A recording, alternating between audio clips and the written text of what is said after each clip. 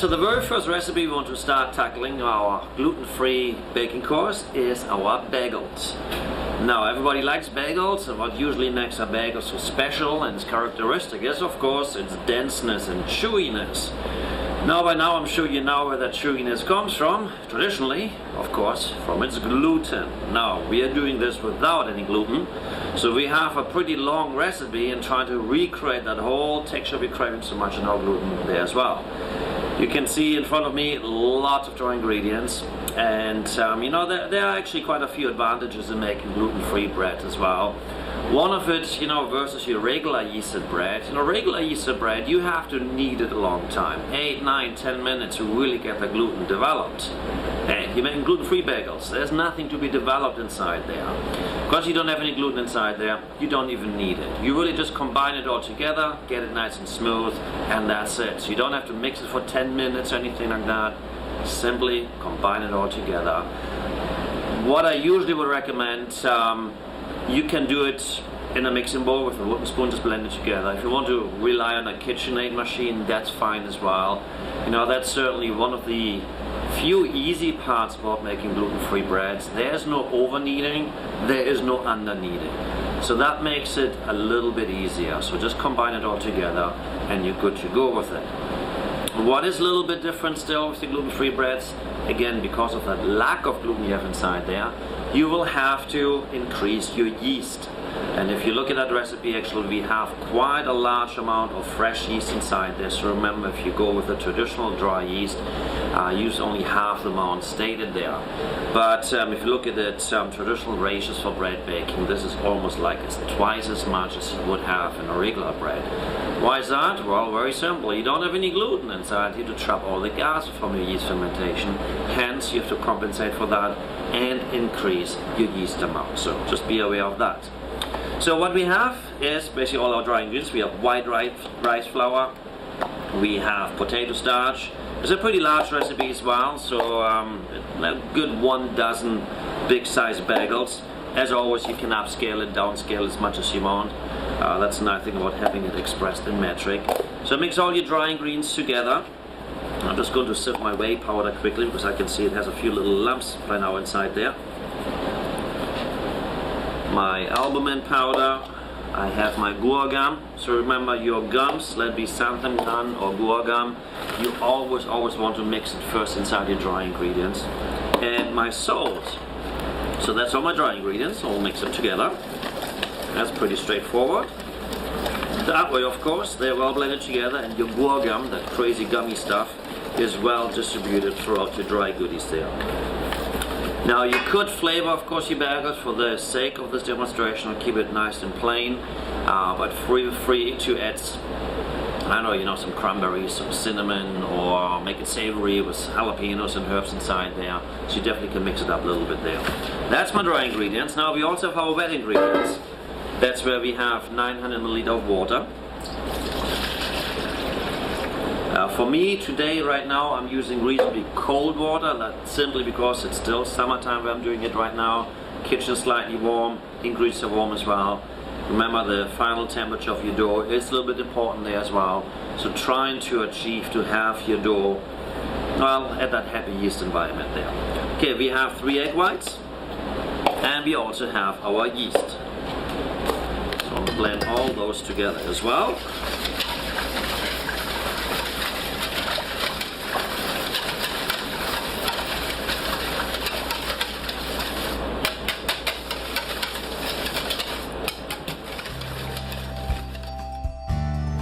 And then simply combine and your wet ingredients together. Mix it well together. By any means, whisk, wooden spoon, spatula, whatever you have. Doesn't matter too much. Now you might be wondering how we are going to get this dough and paste into a bagel shape. And you will see in just a moment. Actually, what we are going to do is to pipe it into ring shapes so it resembles a bagel, and then we are going to freeze them for a good 2 or 3 hours, basically until they're nice and rock solid. That way, once they're nice and frozen, we can lift them off and boil them inside our water before we then bake them. So really unique little way making gluten-free bagel. As you can see, having a paste like that, there's obviously nothing you possibly can shape and knead and work with, but it has a very nice piping consistency. So I'll mix it just a touch more. I have a few tiny little lumps inside there. I want to make sure everything is as smooth as possible. So I mentioned earlier, now would be a good time also to add some inclusions to it if you want to flavor your bagels. And as you can see, it's a pretty big recipe as well. What's quite nice, and what I many times do, actually splitting this one in half and then flavoring one bagel one way and the other one another way, so that way you have a little bit more variety. Okay.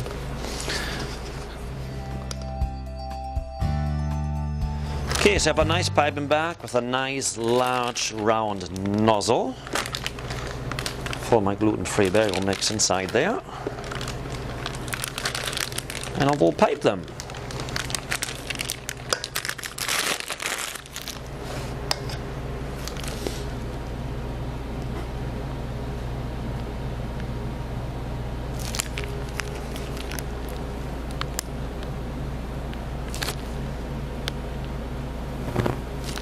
Nice and big and nice and round.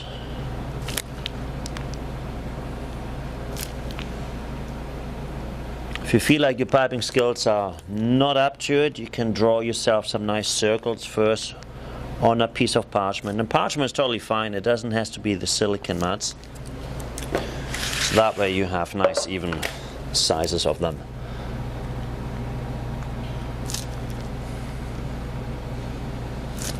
Now what I like about that recipe, you have to freeze them anyway, right? So you can actually lift them off and boil them. So you can obviously leave as many of those as you want inside the freezer. And if you want to eat 2 or 3 bagels, well, you just take 2 or 3 out and boil those, bake them, and your fresh bagels, and the other ones can stay in the freezer all the time. Adding a few more.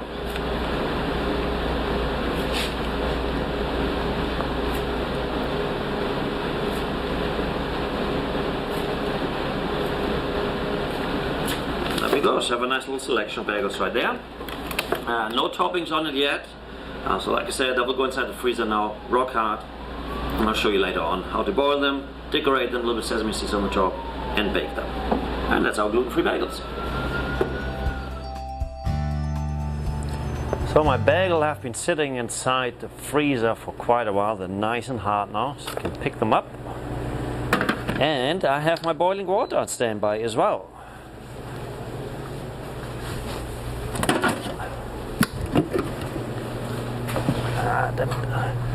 So for a little bit extra flavor, I add some malt powder to the water, or molasses, whatever you have or prefer. And we'll drop our bagels right inside there.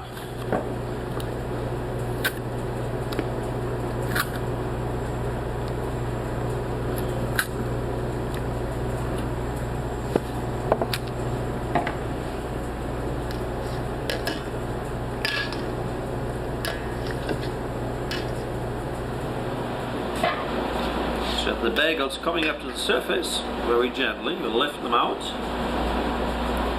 onto our tray.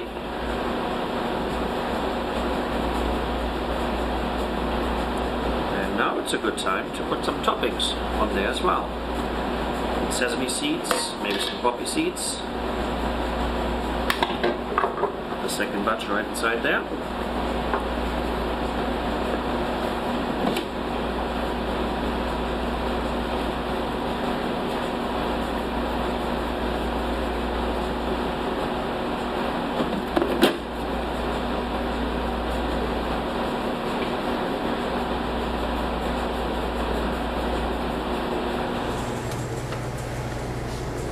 Okay, second batch.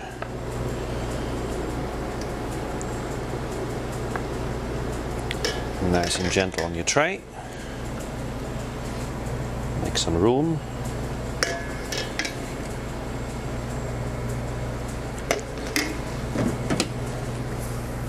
and make them nice and pretty.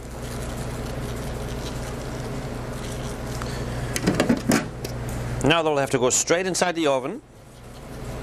380, 390 Fahrenheit, nice golden brown color, and we'll have our gluten-free bagels.